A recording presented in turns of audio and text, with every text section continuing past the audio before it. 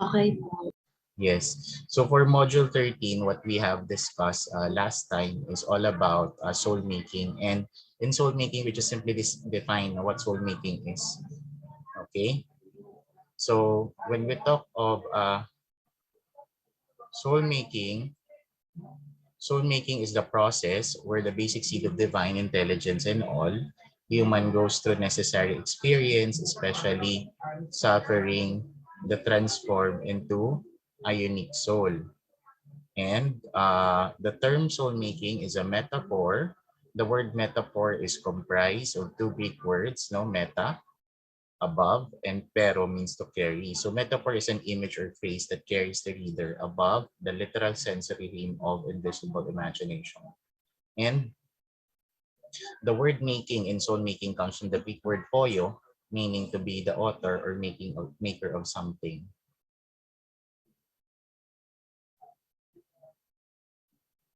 Yeah.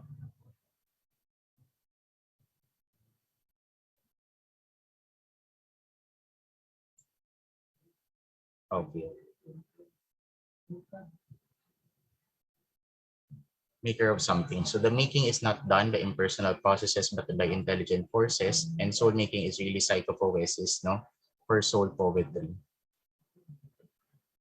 So we also discussed now the poetry of sight. So soul making or psychopoetic are composed of all emotions, human institutions, feelings, ideas, pains, and pleasures, and the writing instrument that compose our soul. So basically, this module only talk about soul making, no, as a process of writers, no, to create, no, their literary pieces. And that actually hindi natin siya gustong i-confine lang, no, sa mga writers because all types of art actually involves soul making process. All right?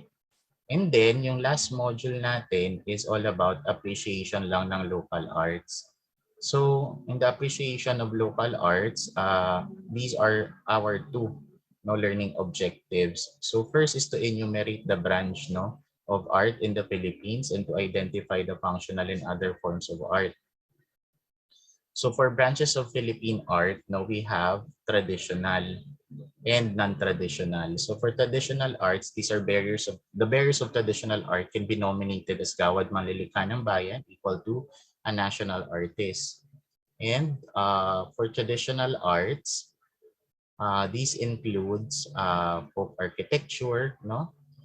Which includes but not limited to stilt houses, land houses, and aerial houses. So these are the examples no, of our folk architecture. Basically, ano, bahay kubo, no, yung pinaka-basic foundation ng folk architecture natin.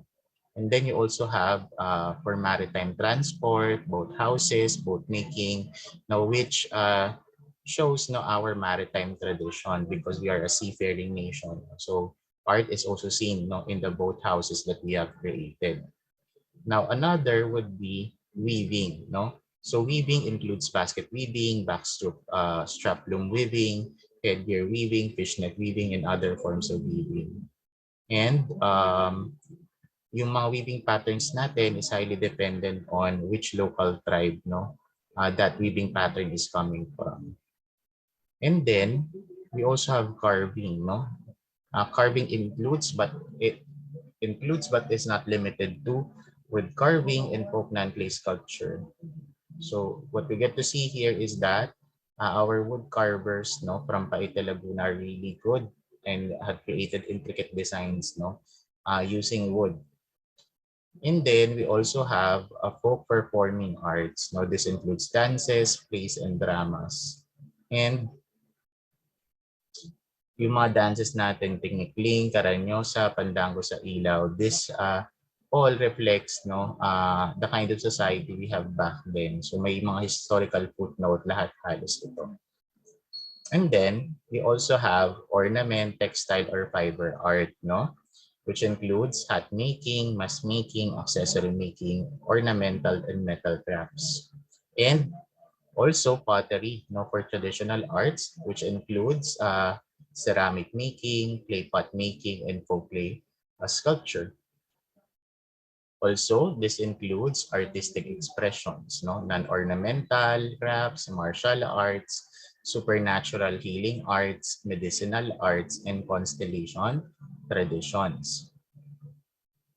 Now, for the non-traditional, yung mga non-traditional artists, no, they can be nominated as national artists. Equivalent do sa traditional arts na gawad manlilika ng bayan. So, sino yung mga national artists natin na per category? So, we have for dance, dance choreography, dance direction, and dance performance. Si Alice Reyes, tsaka si Lucrecia Reyes or Tula is our national artist for dance. Now, for music, music includes musical composition, musical direction, musical performance. We have Brian Cayabyab, no?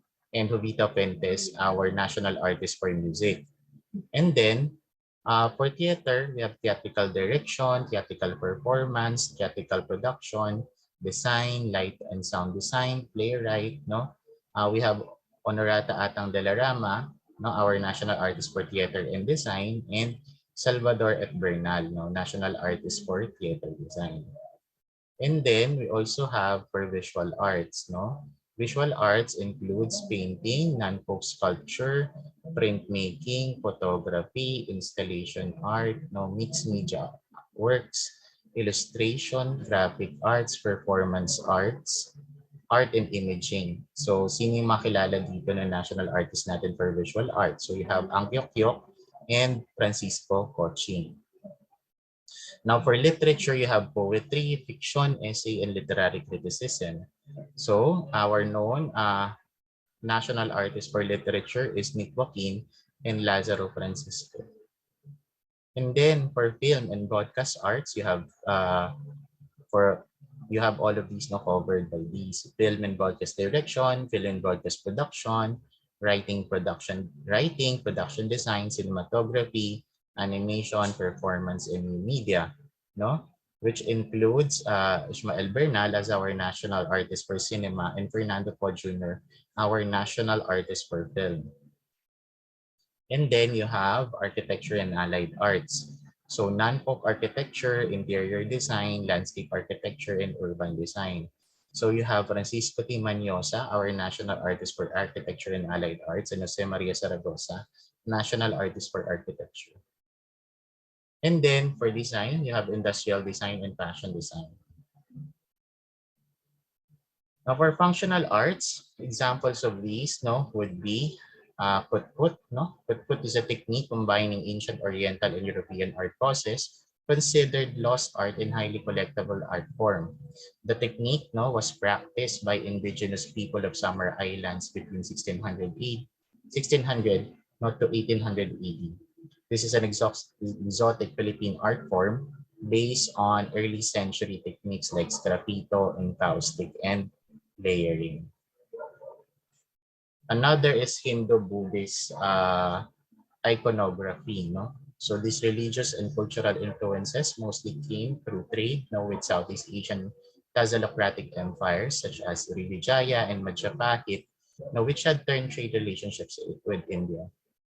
And then we also have Lingling-o. So Lingling-o is an omega-shaped type of pendant or amulet that has been associated with various indigenous cultures of the Philippines since the early Metal Age. And you have also Batanes workshop. So Batanes workshop, earlier historians posited that earliest Lingling-o artifacts found in the Philippines were actually created outside the archipelago. And for architecture, they range now from simple bahay kubo, which is the basis of all Filipino architectural design. We also have weaving, no? And for weaving, this involves many threads being measured, cut, and mounted, no, on a wooden platform. So the threads are actually dyed and weaved on a loom.